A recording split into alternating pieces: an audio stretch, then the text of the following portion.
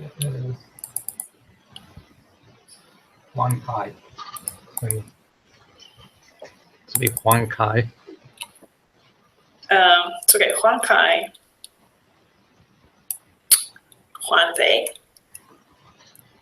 Maybe. Huan Wei. Yeah, just Huan Kai. Huan Kai. Okay, and how do I say Song Kao? Yeah, Shun. Shun? Yeah. Hmm. Yeah, I'm the gonna X. butcher. What? Well, yeah, the X makes a like SH sound. Have you met him? I don't remember. Maybe at some point in the past, but I don't have a very active memory of. I'm not sure whether we've had a one-on-one discussion ever. I would have Okay. remembered. Yeah, he was a fellow here, so.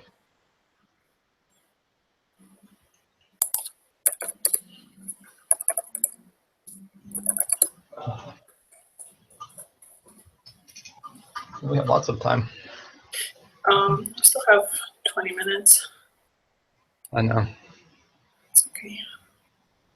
I'm gonna send the link out. Okay. So,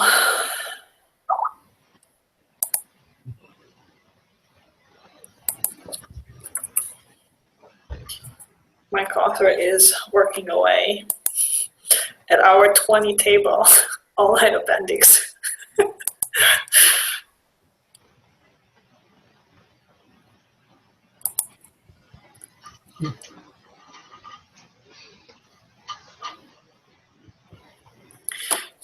So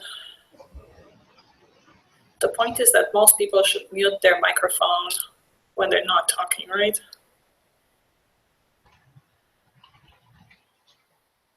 Yes, they should.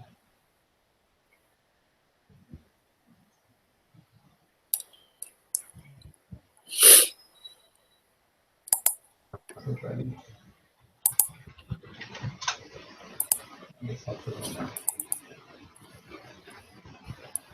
Rachel and Ben.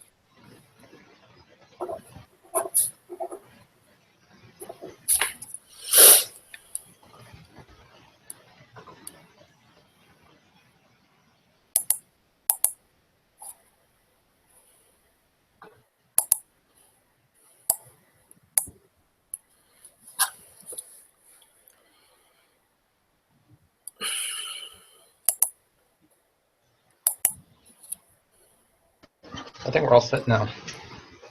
Okay. Or once we'll have it, everything will be set on time.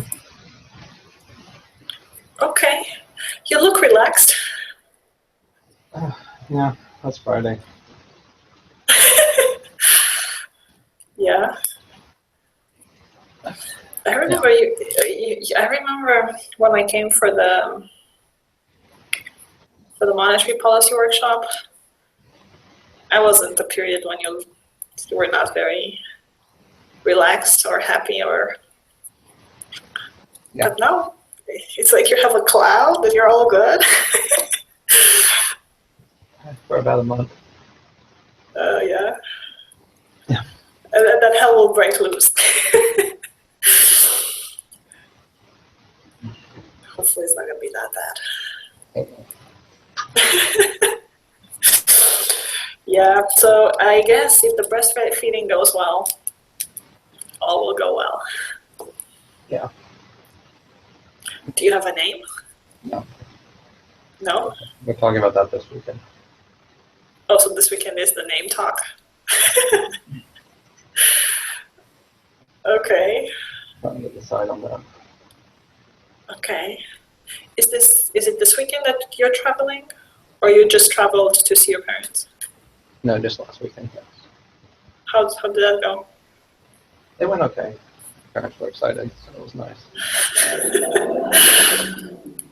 Okay. All right.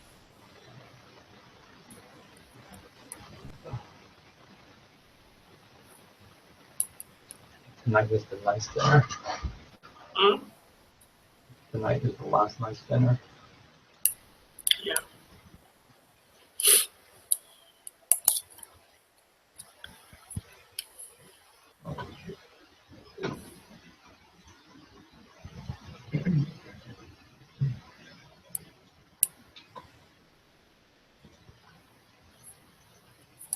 Okay, I'm gonna send out the message. Let's see how many people start to show up. It's just you and me. No? I know, I just sent out the message. You just sent the message? Yeah. Okay. Let me get some water. Okay. I'll be back. Oh, yeah, okay.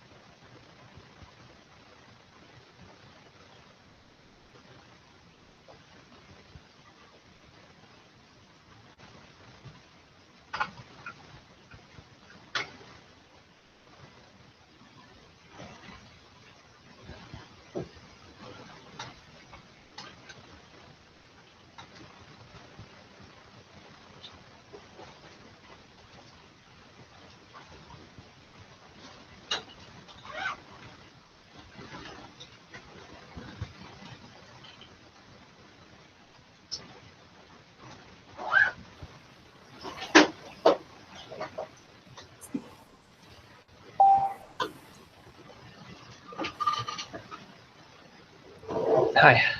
Hey, how are you? Hi, I'm Raymond. No, so I'm Kai. Very Hi, how are you? good. How are you? Very well, thanks. Good. Yeah. And people will start showing up. It's still a little bit of time. So. Sure. Cool. Hello. Hi, Hi, I'm Raymond. I'm Shenwei. Hi, nice to meet you. Huanka, can you hear me? Yeah. Okay. Christina is getting some water. She'll be back soon. Yeah. And then the other people should start to show up. But Got it. there's a lot of time left. Hi, I'm Shenwei. Nice to meet you. Hi, how are you? Good. How Hi, are you? you had press with you.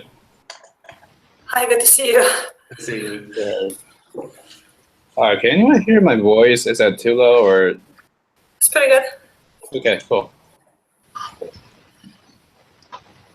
Okay, it looks like it's working. We're just waiting for our discussants, right? Yeah. Okay, that's good.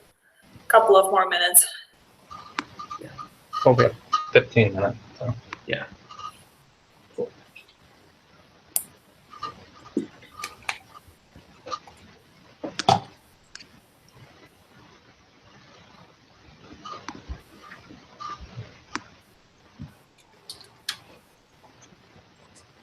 Right.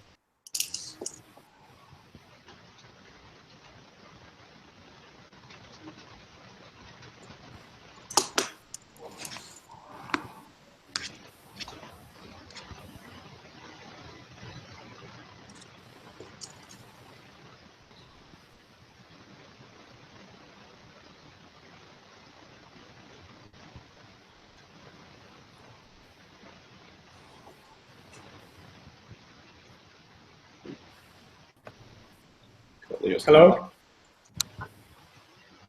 Can you hear me? Yes. Hi, Leo. Hi, Christina. Can you hear me? Yeah. How are you? I cannot hear you. Sorry. It must be me. No. Wait a sec. It must be my computer, but this... Okay. Can you hear us?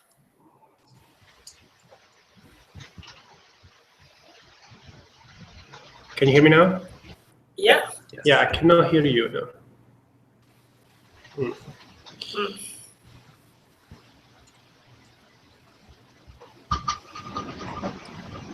Hi, Raymond. I don't have the audio.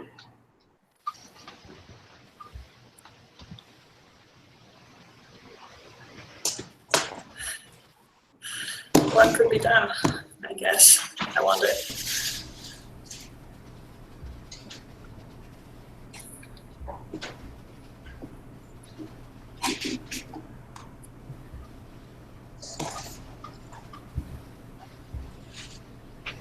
Hello?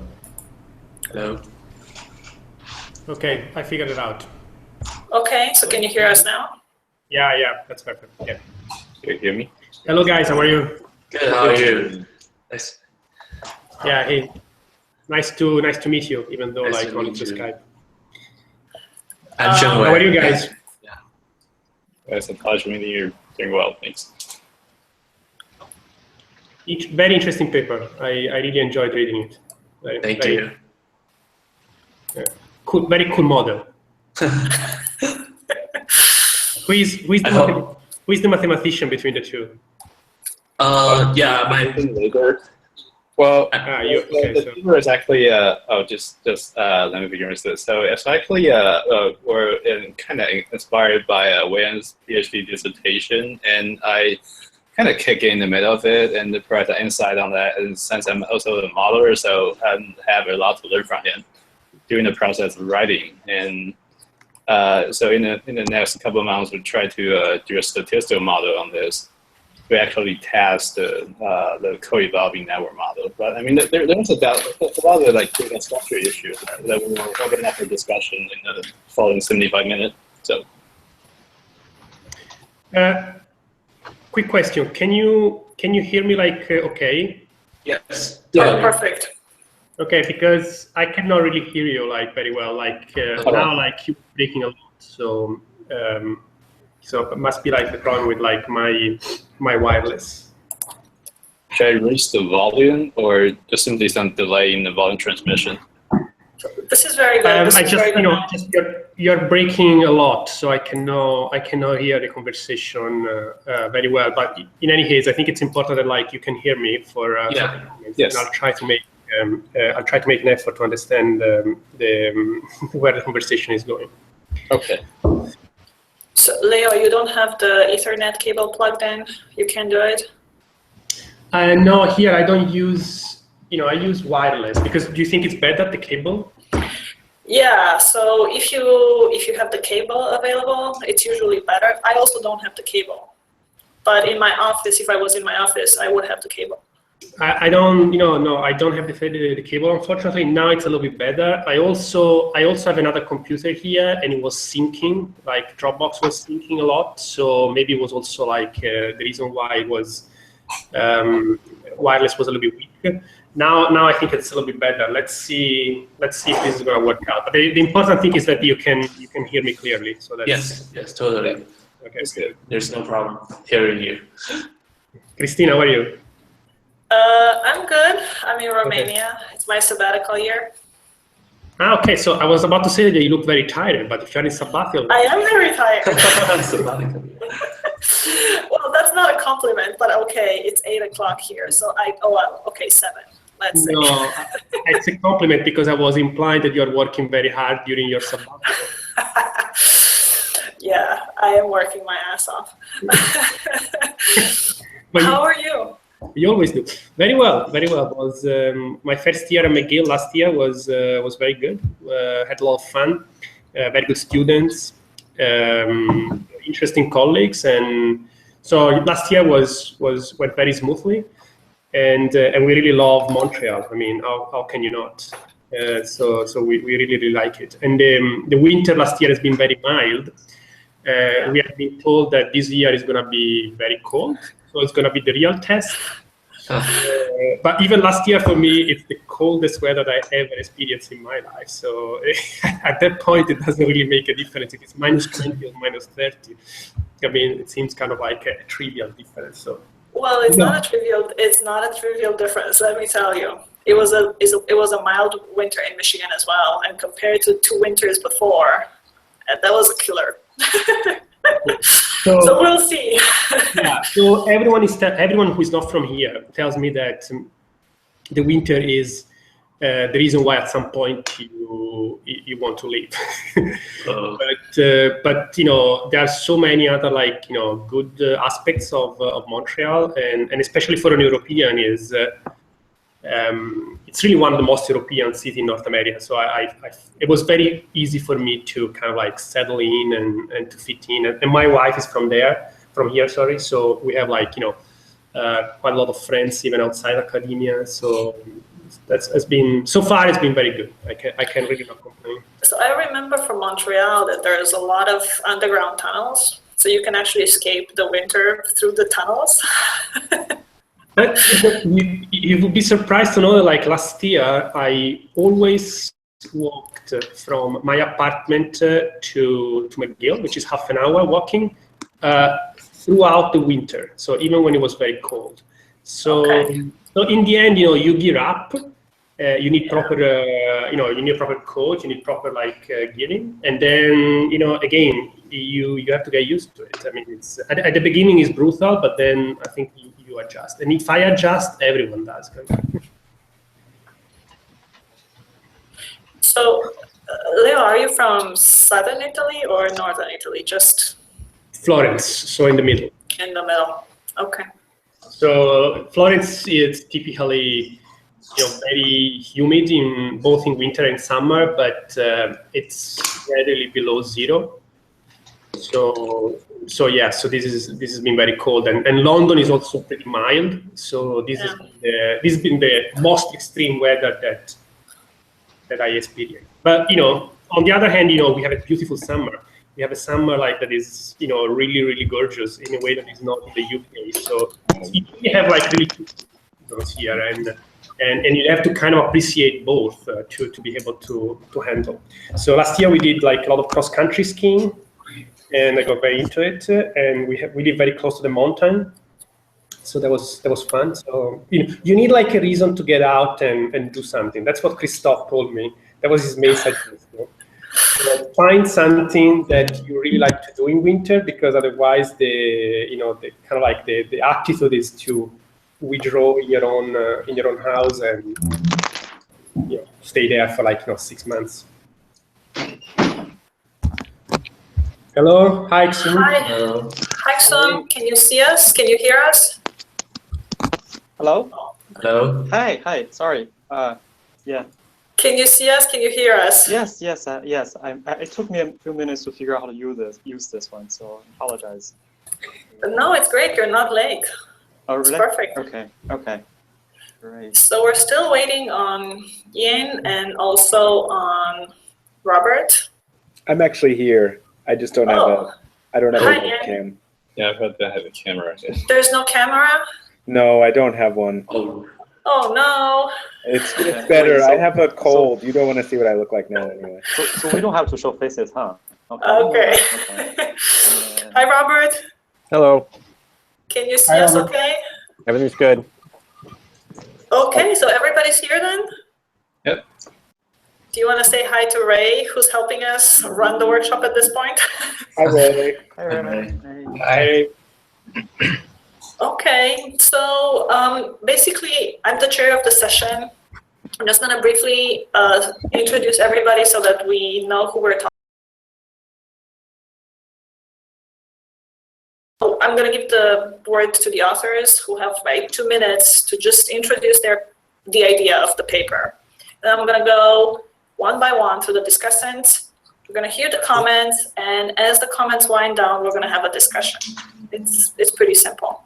So we're here to discuss the school paper called Preferencing global free trade, a co-evolving network model of free trade negotiations.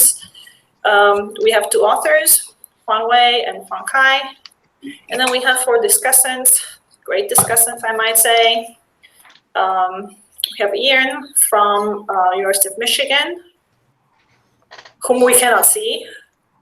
Right. Hello. Hello. We have Robert Gulati from the University of Chicago. We have Sung Kao from Penn State. And we have Leo Baccini from McGill. So I'm going to give the authors the opportunity to just introduce their idea and how this paper came about. Maybe say a couple of words, and then we can go on to our discussions. Great. Should I begin? Yeah.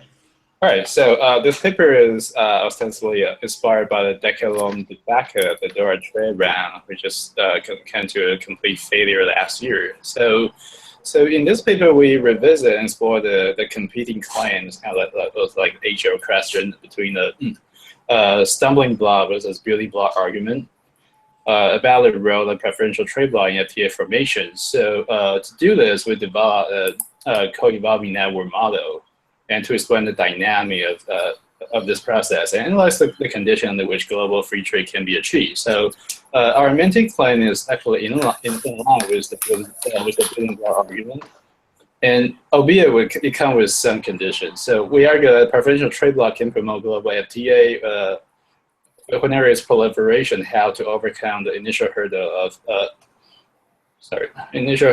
defection in multilateral negotiation.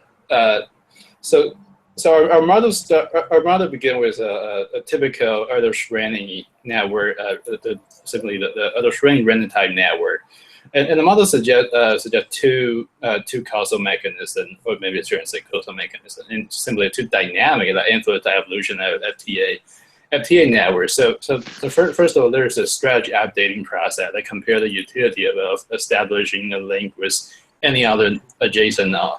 And second, there's a partner switching process that pull cooperative nodes away from defective neighbor and rewire them to similar type node. Sorry. And through multicolor simulation, we find that partner switching can rapidly expand cooperation in the network whenever the cost of cooperation is low. On the other hand, we also find that when the cost is high, the incentive to defect is great. So the level of cooperation stay almost flat, almost insensitive to marginal change in the propensity for partner switching. And the simulation evidence is buttressed by 3 extended case studies. So they look at different aspects of the model. And so first of all, we have the trading service agreement that look at the partner switching process. And also the still controversial TPP negotiation that underscore the strategy updating mechanism. And finally, we got a South Korea FTA network formation that demonstrate the interplay between partner switching and strategy updating from longitudinal perspective.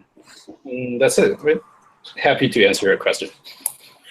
So thank you very much. I'm going to start basically with Ian. He's to my leftist left. Ian, it's your floor. Okay, so I won't do any kind of summarizing of the paper, but I'll just move it straight into just a few quick comments that I had. So one thing that I thought that didn't come out clearly in the discussion of the motivation for the paper and in the presentation of the model was how a network of PTAs differs from a broader multilateral trade agreement. And it's something I couldn't tell if that was kind of getting fudged in the model or not. But to me, it's really, really different to have 3 states, each of which has a bilateral, PTA with the other 2, versus an actual multilateral agreement between the 3 because of this like rules of origins type issues, which you do talk about in the case studies. And so I was trying to connect the model back to this motivation of like the spread of PTAs leading eventually to a multilateral agreement or impeding a multilateral agreement. And I just wasn't quite sure how to make that link back, you know, because it seemed to me in your model, even if everybody was cooperating, that isn't necessarily a multilateral agreement. That's just a series of bilateral instantiations of cooperation. But maybe you could set me straight on that.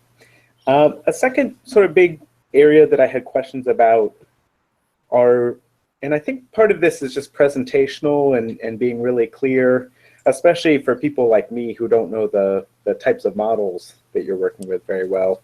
But one thing that was kind of confusing in the presentation for me is what's a parameter and what is an endogenous variable? So what is subject to choice by the actors in the system, and what are they taking for granted? And so partly this comes through in the discussion of strategies, where it was a little bit unclear to me what was a strategy that was being optimally chosen at any given point in time, and what was just a type that's fixed for the time being and then is deterministically shaped by these processes of evolution and updating strategies based on what you see around you. So are you completely, as an actor in your system, are you completely free to choose your strategy at any given point in time, or are you subject to these rules that you've laid out about analyzing the behavior of the units that you're interacting with, or then randomly switching to other actors who you may know more or less about? So that was sort of one aspect of this parameters versus endogenous variables question. The other one, and I think it maybe was even, I had a stronger feeling about it here, was on this question of the W parameter, which I take it is negatively related to the probability of rewiring or switching partners. And so I was just wondering, this is just a fixed property of the system, or is this something that the actors can optimally choose, or is that, you know, would that be moving you towards an extension of the model where actors get to choose how often they switch partners when they're in this relationship that's non-cooperative, or where their strategies disagree with the person? So those are the comments about the two main parameters here. I think another thing, and this has more to do with connecting the parameters to the motivation of the project. In some of the case studies, you do a nice job of explaining or touching on what U might be here. So this sort of incentive to defect. I had a really hard time trying to think about what W maps into in the real world. And so I think that's a big opportunity here to relate this back and make the impact of your results more clear for people. One thing I was thinking about, and I was really struggling with this, like what does W... There is no real evidence that other countries would join the TPP, assuming that the TPP is going to go through. So in my opinion, you might get probably, it would be better to focus on cases that have been already developed, like in the past, so that you can be a little bit less speculative on your on the empirical evidence. The second, major comment is that I wasn't sure if this is a paper that tried to contribute to the literature of the so-called domino theory effect for trade agreements. So this idea that that trade agreements, preferential trade agreements, baget other preferential trade agreements, explaining the proliferation, the boom of preferential trade agreements that we have seen over the past 2 decades. Or if this is a paper about the debate of the relationship between preferential liberalization and multilateral trade liberalization, which can be, can be like summarized in building block, stumbling block debate. It seems to me that like the paper is framed as a contribution to this building block, stumbling block debate. But again, you don't provide any evidence that your model is going to predict that we are going to see a global free trade area. So like we'll see like the WTO going somewhere, and you don't show that in the empirics at all. So in my opinion, this is kind of like a little bit of the tension of the paper. It seems to me like you can write a paper that makes another contribution to the domino theory literature. You have a very clever model and you can say something there, I'm not sure, like at the moment, you have either like the theory or the empirical evidence then to advocate that under some conditions we will see the international trading system becoming global. And so that was at least what I think. The third suggestion, the main suggestion is about the framing on this paper. It's just, I think writing a paper on the relation between preferential liberalization and multilateral liberalization focusing on tariffs, this is not particularly interesting nowadays because, first of all, tariffs are already very low. Almost 50% now, MFN tariffs are zero. Even the ones that are not zero, when they are cut in preferential agreements, cuts are tiny. And there is not a lot of fight in the WTO on over tariffs, except for the agricultural sector. So in my opinion, it would be more interesting to frame this paper not on cooperation on tariff reduction, MFN, but on cooperation over behind the border tariffs.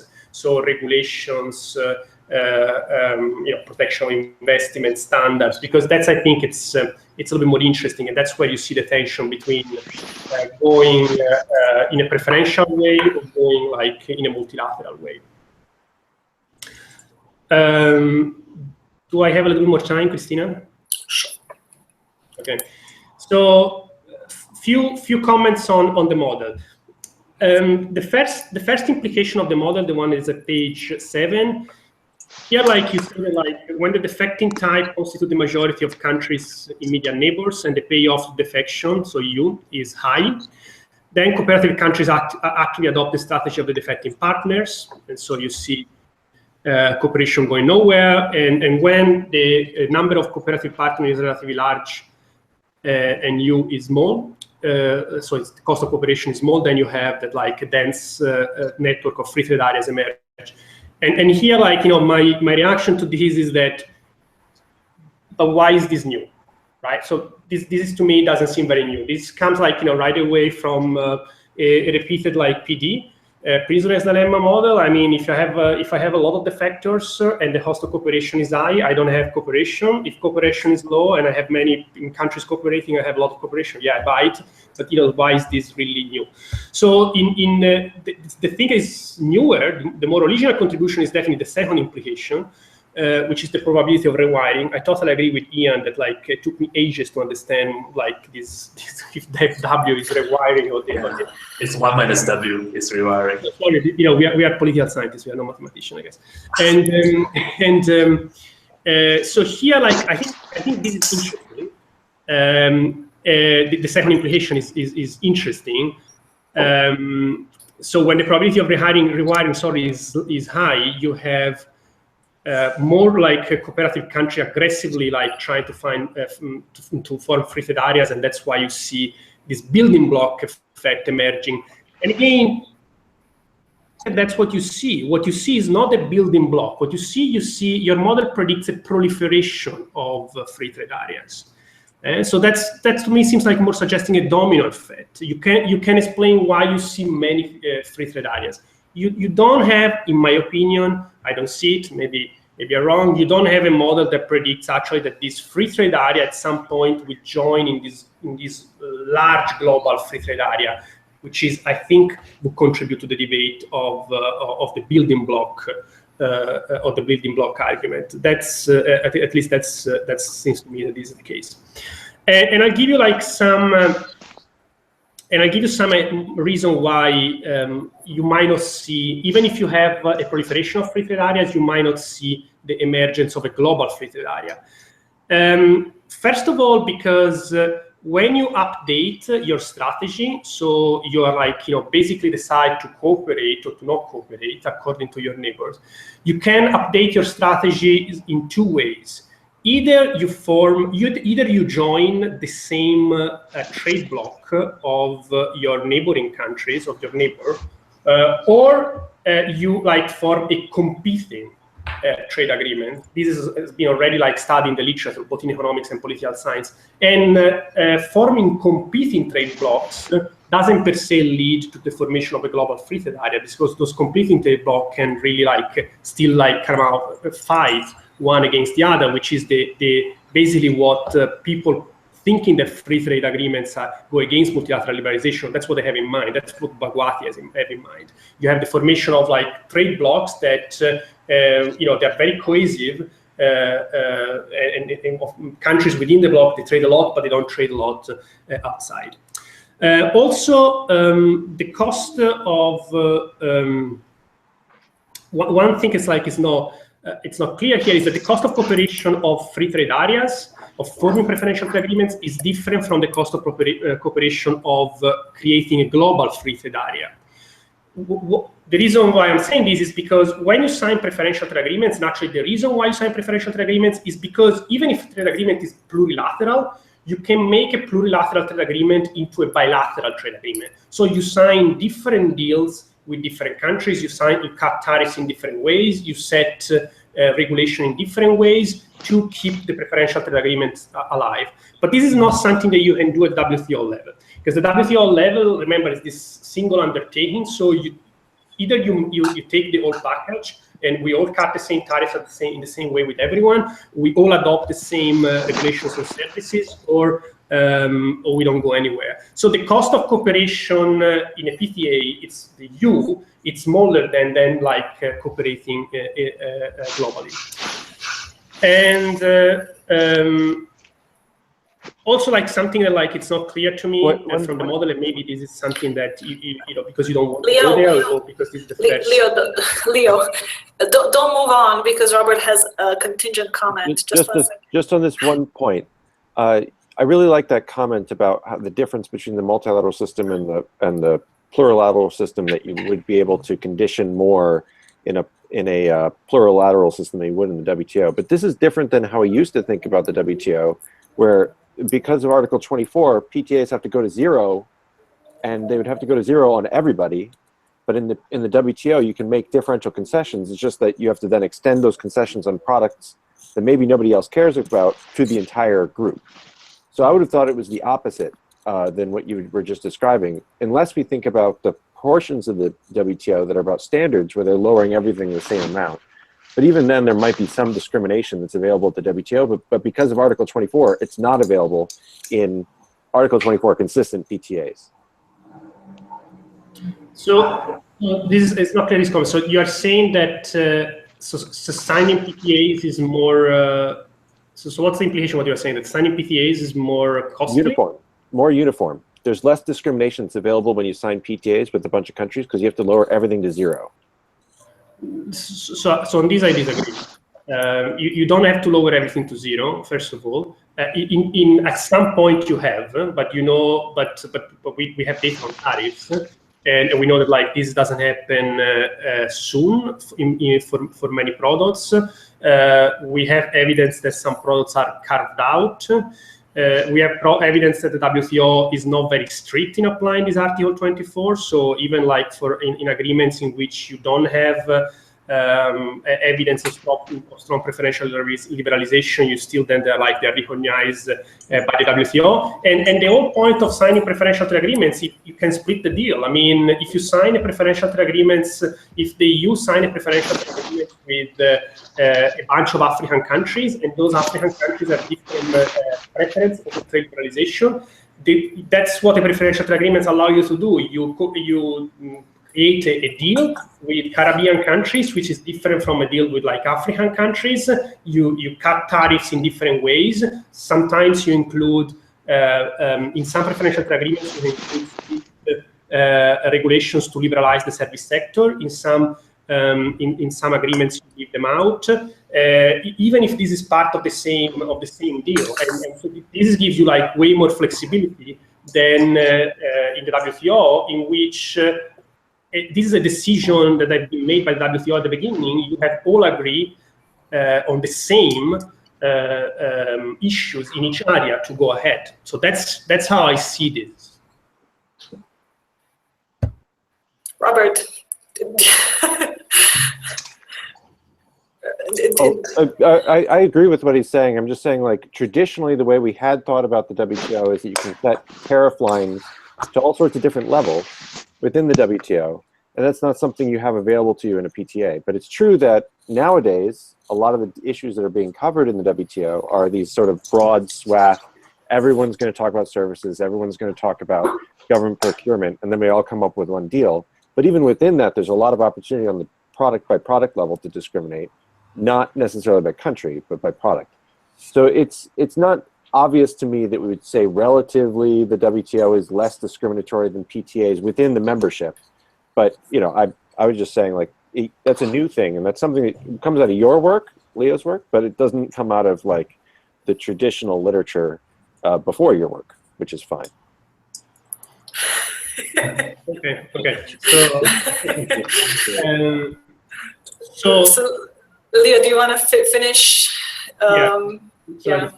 Yeah. So, but in any case, this has been helpful, and the way probably that we can summarize this, whoever you believe, is that the parameter U it doesn't have to be necessarily the case when I sign bilateral agreement, when I sign plurilateral agreement, and when I sign global free trade areas.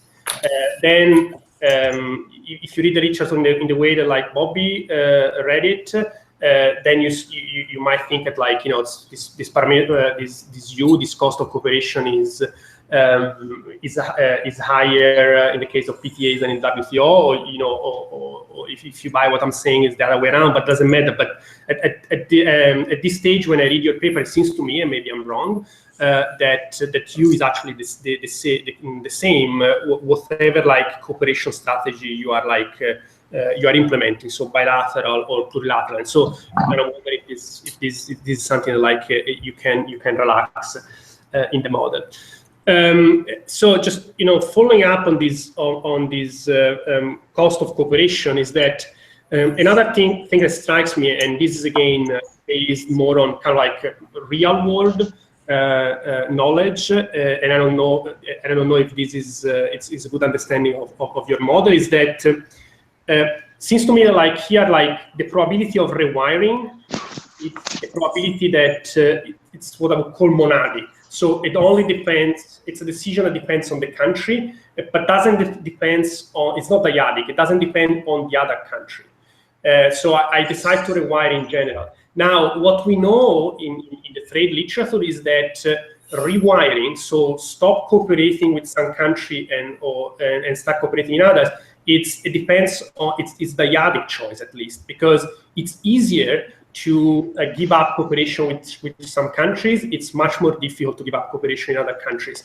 To make this kind of like concrete and go back to the example of that you have of like South Korea signing a free trade areas with the European Union and the US. For South Korea, it's fairly easy to rewire if Peru doesn't want to cooperate, because Peru is not such a crucial market for South Korea.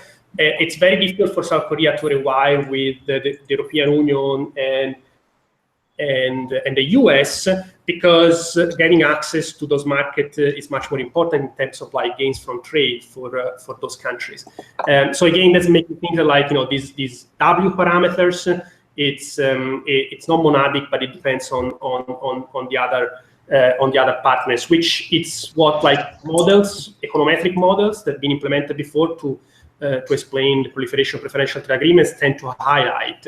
This idea of trade diversion, which triggers the proliferation of preferential trade agreements, is based on the fact that like trade diversion is not homogeneous across between one country and trade partners, but is heterogeneous. So some agreements create more trade diversion than others, and so some agreements trigger other trade agreements more likely than others.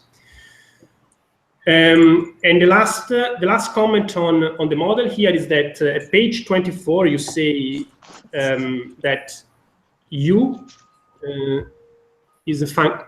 Okay, is there a comment here? No. Okay, page 24 you say that U is a function of W, although you don't model that in the way in the model, and you say that like when the probability of rewiring is high, the payoff of the faction should be lower. Since the defectors know that like you'll be punished for non-cooperating. And I think this is something that like that was my first reaction to this model, the fact that like U is a function of W.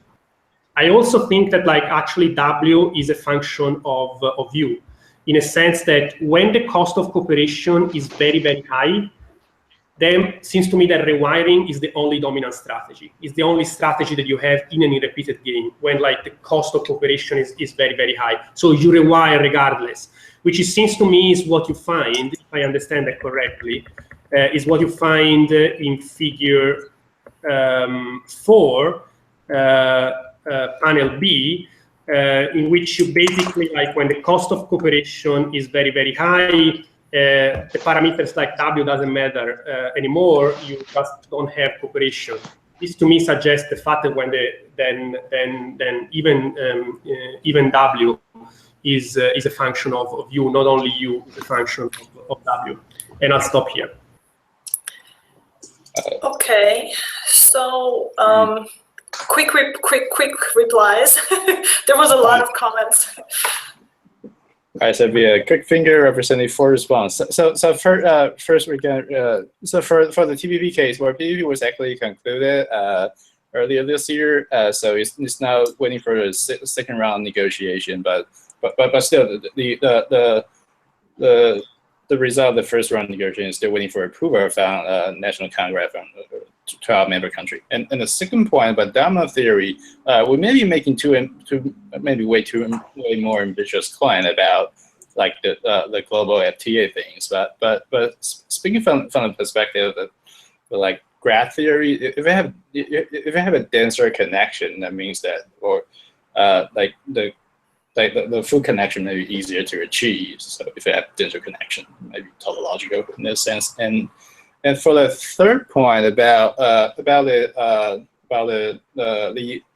empirical implication for the U things, the first of all, the U is a global value across the board, and second, we actually try to tackle the gap between the bound rate and applied rate WTO membership, but that can only be achieved in statistical fact. But however, this kind of track this a little bit from the basic underlying assumption about the uniform value of U and W, because that's not the case in empirical data.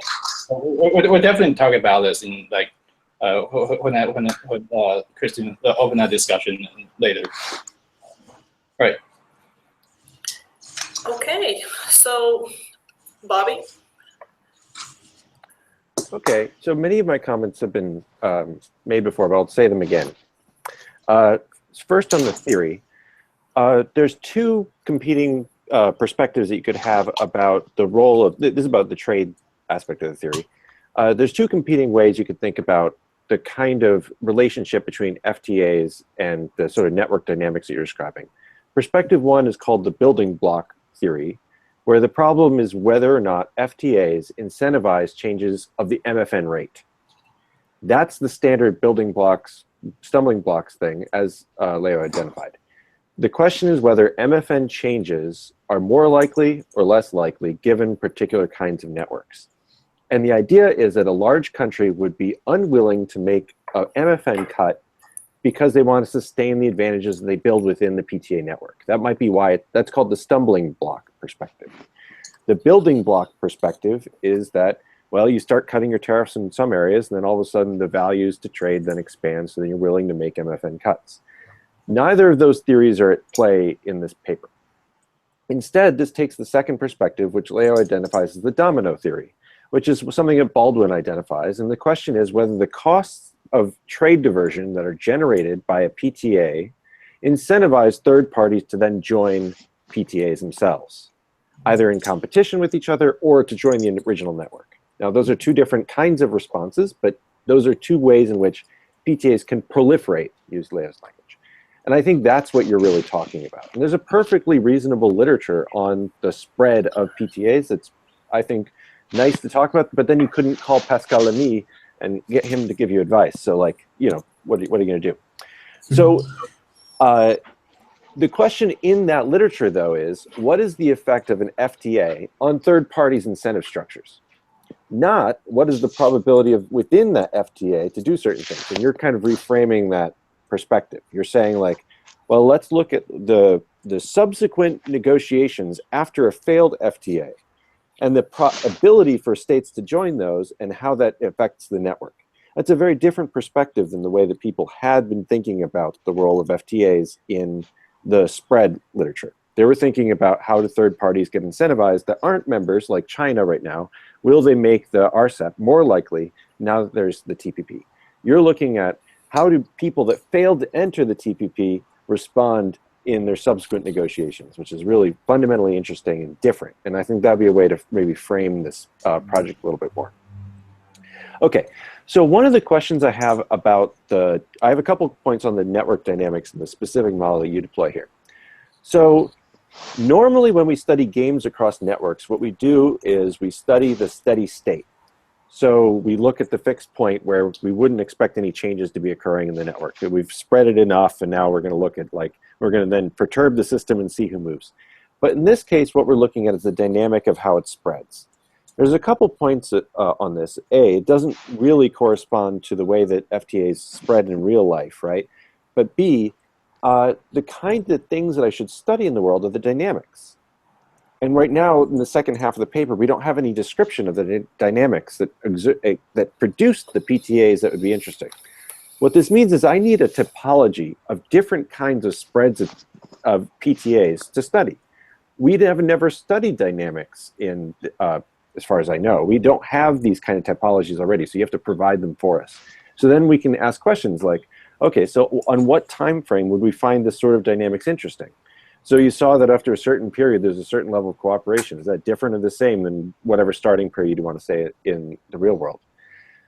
How should we describe the different kinds of spread? Really, you're studying like the changes in cooperation as the ability to rewire changes. We don't have empirics that get at that kind of level of analysis, but it's up to you to then say, here's why we would find this interesting or not interesting. So in general, why should I care about the ordinary differential equations you write down? You say, this describes something important about not just the steady state of cooperation, but how we get there. And right now, we don't have any how we get there in the empirical side. The people that have studied the network of trade find something fundamentally fascinating that I don't think is going to come out of your model, but it'd be interesting for you to speak to it. And that is we have negative degree assortivity. What that means is that the most connected nodes, like, I don't know, the US and the EU, the ones that have the most FTAs or PTAs are not themselves connected. Okay? They don't have connections to each other. This is unique in networks. Normally, the most connected people are connected to each other. But in the free trade world, and trade in general, not just the agreements, but the actual trade themselves, that doesn't happen. So one of the things that would be neat if you could somehow get this out of your model is to recover this fact about the trade network. Okay. Okay, one of the findings of your results that's related to this is that when central nodes can switch partners, they can find more partners easily, more easily, or they can cooperate more. I wonder how much this is sensitive to the fact that the ties are made randomly and not associated with prior networks that are being formed or the other characteristics of the node. So the fact that it's an Erdos-Renyi network says that everything is independent. You basically don't need a network to study these kinds of you don't need a network model, really. They're all independent of each other under this framework. So you could just run a probit, really. Okay, so that's the other thing about this network, whether the Erdos-Renyi, the random network is really appropriate for this kind of setting. And I wonder how sensitive your results are to that assumption. Okay, one of the things I might be interested about, for example, is knowing whether the existence of a tie between two places influences the ties of other states. That's not available in this setting, right? Not just the cooperation that your partners exhibit, but whether they themselves are cooperating with other states. It seems like that might be relevant. Okay. But doesn't that affect your utility already? If your state is like C or D, just have different utilities. So it will have that will change your state. I mean, it will change the status of the node because it has utility, like recording in that node. It does enter through the how valuable it is to continue cooperating depends on how cooperative my neighbors are. But it doesn't depend on the shape of the network or who they have ties with or whatever. Okay, yeah. But it's okay. It doesn't depend on the topology, yes. There's a lot of reasons to do that. Namely, it's tractable, but like it could be more obvious that that's the case. Okay, in terms of connecting theory and the empirical part, I agree with Leo on the TPP and TISA that the TPP is not really the best example, at least the way that you deploy it right now, because you deploy it on the outcome. But you could use it for the process that we got there, how we, over the 10 years of negotiation, how it is that people got into this agreement.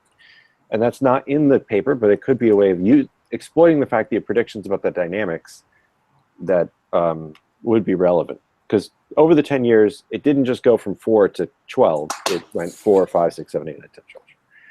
Okay. In the cases, I didn't see where I should see W fitting into the empirical side. Is it varying? You know, obviously it's a system level thing, but what sorts of things in the system would tell me what W is? What sorts of things facilitate the ability to switch? Leo says the way to frame this is with the domino effect, explaining the proliferation. One way you might connect it to the multilateral agreement is you could say how the rewiring ability is affected by prior agreements. You could talk about how it's affected by, you know, the nature of trade flows. Like maybe if people are particularly specialized, they can find more partners because everyone's big in something then, or something like this. So, you know, Ian was saying maybe system polarity, that might be one way to go, but you might also just use the similarity of import profiles and export profiles across regions. There's no reason why this has to be applied to the entire world at once. You could do it sub-regionally, and there could be variation in W there. But in general, this case studies need to be more tightly connected to the things that you observe in the comparative statics of the model. Right now, it's not obvious what parts of it I should be pulling out, right? The cases are examples of the mechanisms underlying the model, so they're kind of like reaffirming your assumptions, but they don't show the implications of the model, where the implications are described in dynamics of the system. I agree with Leo, some of the comparative statics are less interesting. So when the payoff to playing cooperatively goes up, states are more likely to cooperate. That's not as interesting. But the rewiring capability is more interesting, so I agree with him. I would refocus there. On Ian's question about whether it's a global FTA network, the complete network, is equal to the MFN world of everybody playing nice at the WTO, it's a really important question for you guys if you're going to continue with this first framing. Alan Deerdorf has a paper specific to the TPP on this question, on what the difference is between the global PTA network would be and the multilateral framework. Right now, already the TPP members of the 66 possible country pairs, 40 already have FTAs with each other. And this suggests that what we're seeing in the spread isn't just a spread connecting the networks, but just overlapping the current things. And the question is, why would they have to do that if all you need at the end of the day is at least one tie between each country? The answer is, of course, that those ties are not qualitatively the same when they're made with different sets of countries. So the TPP is a gold standard agreement. It contains a bunch of stuff that the previous ties did not. We might expect that to be important. But anyway, so the overall, to summarize, I would go with the domino theory perspective. I would focus on the spread and the dynamics that are predicted from the model. I would connect those dynamics to characteristics that we observe in the world. I would, you know, try to do some like topologizing of the kinds of spreads of agreements that we might have seen in the real world, and then try to describe those. I might try to connect to other literatures on the characteristics of the global trade network and the kinds of network outcomes that we observe in the real world, and seeing whether you can recover those given your model. And the last thing is just to make sure that you think about how the case studies don't just show the mechanism, but show results of the model. All right, thank you. Thank you. Great. So do you have some quick replies, quick comments back to Bobby? Yeah, so as for the network dynamics, yeah, it is, we studied that before, but we didn't put it in this paper. So we can definitely see like how the quantity of CC links, CD links, and DD links change with time, and what is the change of C nodes and D nodes in time. And with the choice of different U and W, you can see a pretty different pattern that is doable. And the topology could be showed because we have the simulation of the network that is doable. So maybe that is something we can pursue, like to find if there's different kinds of PTA or FTA structure that can be shown by different choice of U and W and the network dynamics and how we get there. We can probably show that. But there are a few difficulties. It's hard for us to change. Like you talk about different kinds of links between countries, and that is kind of difficult in this model because we kind of just treat every country like homogeneous and every link homogeneous, and we only change like global U and global W. Although we know U and W for different countries might be very different, but we like in a mathematical model view, we just treat it to be the same and try to explain the overall pattern. So that is a hard thing for us to fix like later on. But definitely, I totally agree. Like U and W must be different for different cases. But the probability, you can have the links all still be independent of one another and have the probability of a link vary by some characteristic across nodes. Yes. You can make the model like more difficult. Like it's like such as rewiring could not. Maybe it's not random rewiring. You can rewire to different degrees of countries. That is perhaps some other directions that is workable. But to change, like as you said, change the probability to rewire or to update the strategy, that is doable, but just need like more efforts. Yeah, I think. Just a quick finger. I think I would just probably reiterate Xiaohui's comments. So we previously previously experimenting with a link-based model in which each node had different probability of maybe establish link or breaking link with other node, but we didn't reach much success unless as Fei or as the Doha trade round. So we'll probably do that in the future and try to see what we can get. And also on Robert's the third party externality issue, I think it's perfectly captured by Philippe Aguillon. Is it Thomas Hubbard or an idea? I forget. Yeah, it's by his 2007 paper. We actually had a hard time modeling that. But anyway, we'll try in the future. Yes. So what Huangkai talked about is like link-based dynamics and node-based dynamics is different. So for this paper, we are using node-based dynamics. That is, each country can only play C or D at one time. And if it's a C, then it's cooperative to every country it has linked. So it is node-based. So link-based means you can play C and D differently with different countries. So that is a thing we tried before. We have the simulation now, but we don't have like good mathematical analytics there because it's like the differential equation could be really hard for us to try to estimate the future, like the outcomes. But that is a direction we can switch to. But in that case, a link-based case, we still treat links homogeneous. But the generalization is each country can play different strategies with different countries it has linked. So that is perhaps a future direction if we can make not only a simulation but also some estimation or approximation. That would be good. All right, I need to make time for our last discussion. Okay. Sean, it's time for your comments. I mean, if a paper gets the same comments, it's great. It means that they know where to go. No, actually, I wrote down about 1.5 comments, so I can send them over to them after this. I think it's quite detailed. What I want to talk is, because I know very little about PTA literature, WTO, so I think I'm discussing the paper from the perspective of someone who knows a little bit about IPE and who done some work on network analysis, especially the networks in kind of IPE context. So my comments first is on the overall kind of the packaging, the framing the paper. A lot of these probably repeats the previous comments. On the theoretical front, I think the idea on U, which is the cause of you cooperating while the other defecting in the prison dilemma context, is quite intuitive, even play out in this kind of so-called dynamic network model.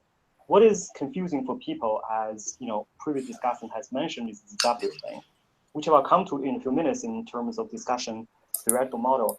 But here, I think maybe at the very beginning of the paper, you can give some very intuitive discussion of what W really is, or what minus W really is, because this is a little bit kind of confusing for many people. It took me a while to figure out what exactly it is. And it's interesting results if you look at your simulation exercise, especially in figure 4, especially figure 4b, because when you look at the effects of W, again, I'm going to come back to this one later, there's this kind of conditional effects, really depends on the level of U.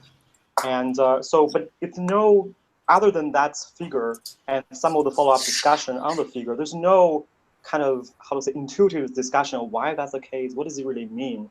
So I think at the very beginning of the paper introduction, you need to kind of give people more intuition about, why we have this, we observe this mechanism, what exactly it is.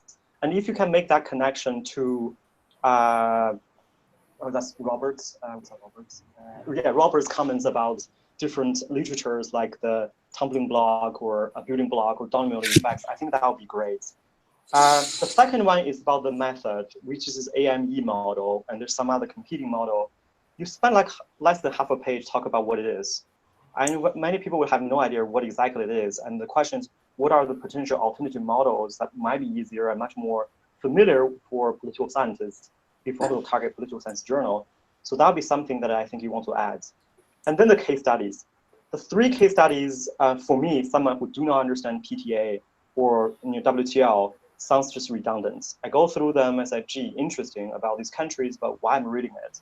So that's kind of my over impression at the end, but probably just me because I don't know the literature very well. Again, but then chances are when you submit to a journal, they're going to have someone who do not know the literature very well, but know maybe other things like network. So it's better to give people some kind of connection, saying why I'm looking at this, why looking at this case give us more confidence on my theory and the results from the simulation study. So those are the kind of overall packaging framing of the paper. Now the theoretical model, the model setup. I think this is actually very interesting because I noticed one difference is that you guys actually do not study the PTA ties per se. For you, in the model and also in the simulation, they're fixed. So what you're actually interested in is the proportion of countries that are cooperative in the regime, right? So this is actually very interesting because it seems to you guys suggest that it's not so much just the PTA ties, but because the actors might defect. It's not a treaty, you don't really follow the rules, what can you do about them, right? It's about the guys actually cooperate sign treaties. If you have most of the countries actually sign treaties and also being cooperative, that you might have a better chance of global free trade regime. That seems to be the overall things you guys look at in the theoretical model and also in the simulation. So that could be something you need to clarify at the very beginning. Could be contribution, could not be contribution. I don't know. It depends on the people in that particular literature. And here, the EIJ, which is the tie in your theoretical model, I'm not so sure what it is. Does it mean that's co-membership in WTO, GATT, or existing PTA treaty between? There's just they have some relation, like they have some. So if trade it's some kind of vague relations, then it's really hard to make connection to the real world because it could be a PTA connection, could be a common membership in the EU, could be whatever. So it's not really hard to say when you kind of in the theoretical model, you basically allow the players 2 choices. You can either keep the existing EIJ, a tie, whatever that means, and then you defect, right? That's prison dilemma, or you rewire. And but what are the third choices? You cut out that tie, so it's really hard for me to understand what exactly it is. And so that's something you might want to clarify at the very beginning of the theoretical model. And another related issue is also with the simulation exercise. That'll be the next point.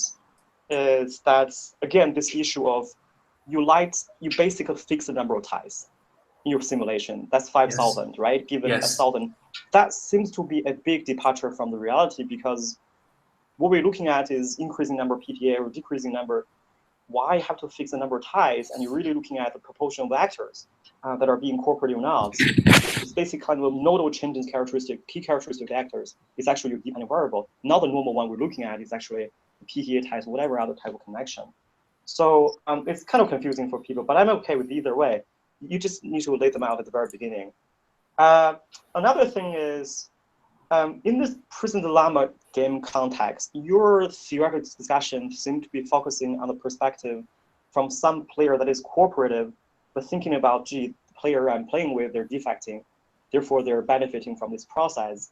What am I going to do, right? Yeah. But your simulation exercise, starting with half cooperative, half defecting type, Yes. and reaching higher proportion role, what we're really looking at is the other change, is the D changing to C, right? That's what you're aiming at, is increasing the proportion of actors.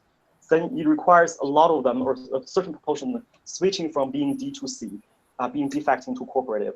And your If U discussion is actually high, yeah, if U is high, then it's easier for a node yes, to so switch to D. my point is actually, when you talk about the theoretical model, trying to get people understand this, you're talking as if the player is a cooperative type, but actually the most interesting one for your model, if you want to achieve a global first regime, is actually D2C.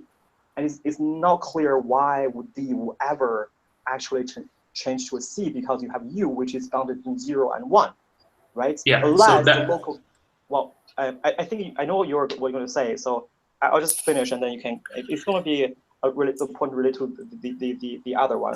So now the simulation exercise, I think there's a disconnection between the theory and the simulation, and that's kind of a big thing if you go through review process.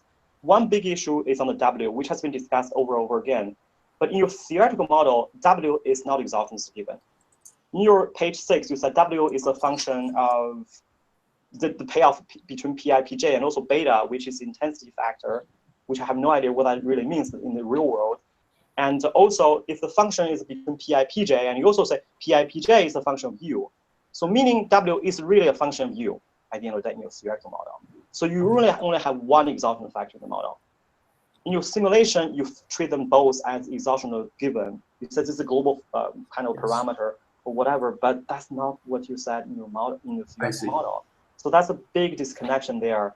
And you have this very interesting interaction effects between W and U, which also raises a question of there's something going on between those two.